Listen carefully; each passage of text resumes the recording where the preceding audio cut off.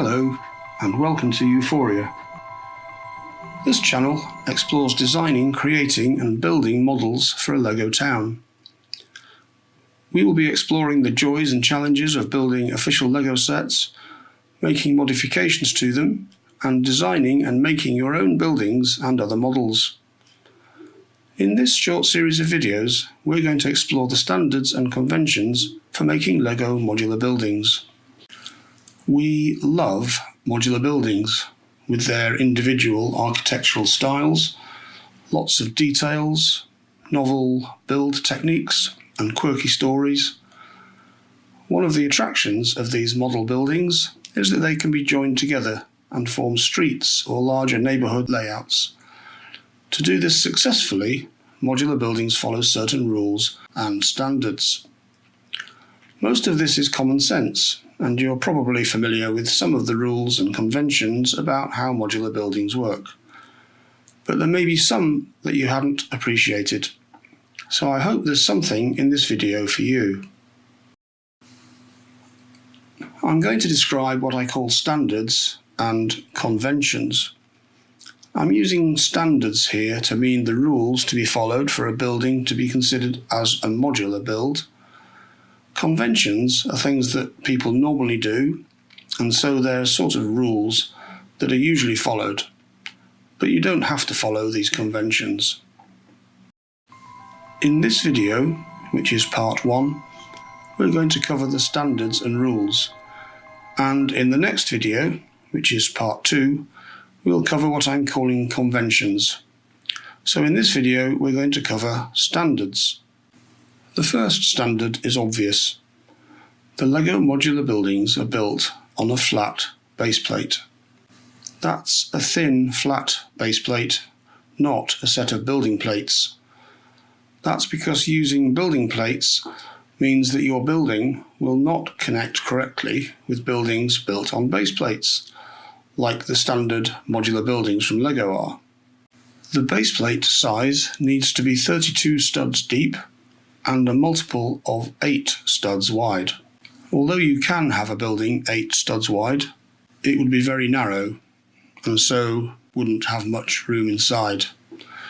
So it's more usual to build on a 16 by 32 base plate like this. This is called a half modular standard building. For a half modular size, the base plate is 32 studs deep, but the building is only 16 studs wide. For example, the pet shop was a Lego modular building set which consisted of 2 half modular buildings side by side. Or you can build on a 32 by 32 base plate like this. It's 32 studs deep and also 32 studs wide. This is called a full modular building or a standard modular building.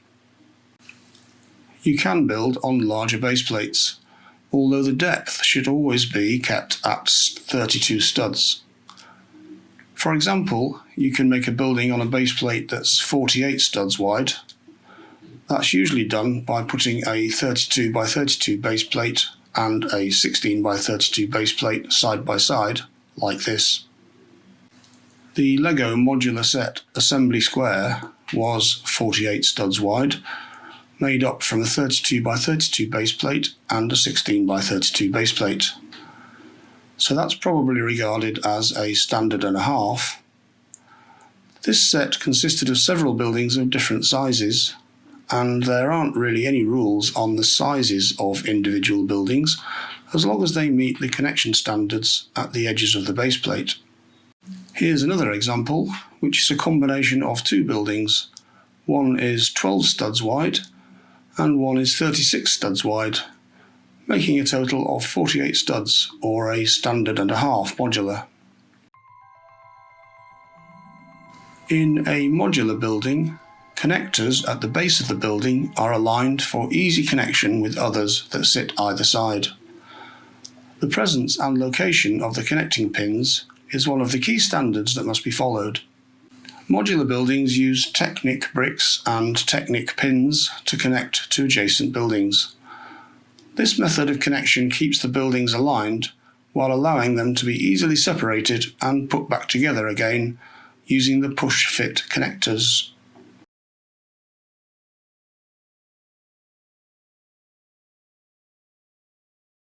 The Technic bricks are these 1x2 Technic bricks with one Technic hole, and they have to be in specific places.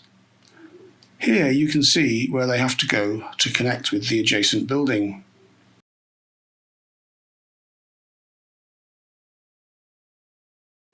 When you look at where they go on the base plate, you find that they are placed 9 studs from the front and 9 studs from the back, leaving 10 studs in between. This rule applies even if the building isn't exactly that size. For example, on the Parisian restaurant, an official Lego modular set, you can see that the building is actually shallower at one side than the connecting Technic bricks, but they're still in the right place. Here's the 32x32 base plates, and here are the Technic bricks used for the modular building connections. When you do the same on the other side, your connecting pins look like this. So typically, the front wall of your building will go somewhere along the front, like this, and the back wall of your building will go along the back, like this.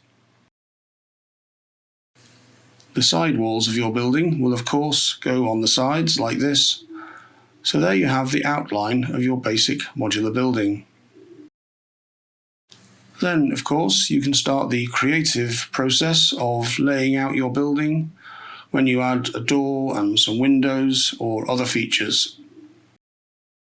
When you have a corner building, it has to sit on a 32x32 base plate so that it can connect to a building on the side and one at the back, which faces onto the side street. So the 2 side connectors are the same, like this, and the 2 back connectors go in similar positions but on the back, like this. Then the front wall of your building will include an outside corner, a bit like this, and your back wall will include an inside corner, a bit like this. When you add the 2 side walls of the building, this is what it looks like. When you've developed the corner a bit further, here's what it will look like between 2 other buildings. Sometimes people don't bother with the pins because it can make it difficult to change or move the buildings if they are all connected together. But you should still put the Technic bricks in position so that they could be connected if you wanted to. Now for a couple of other rules. There should be no overhangs at the sides of the building so that you don't interfere with other buildings at the sides and they can be placed next to yours. Buildings should be complete with backs and sides so that doll's house type buildings with no backs don't really count as modular buildings. The building should have internal floors.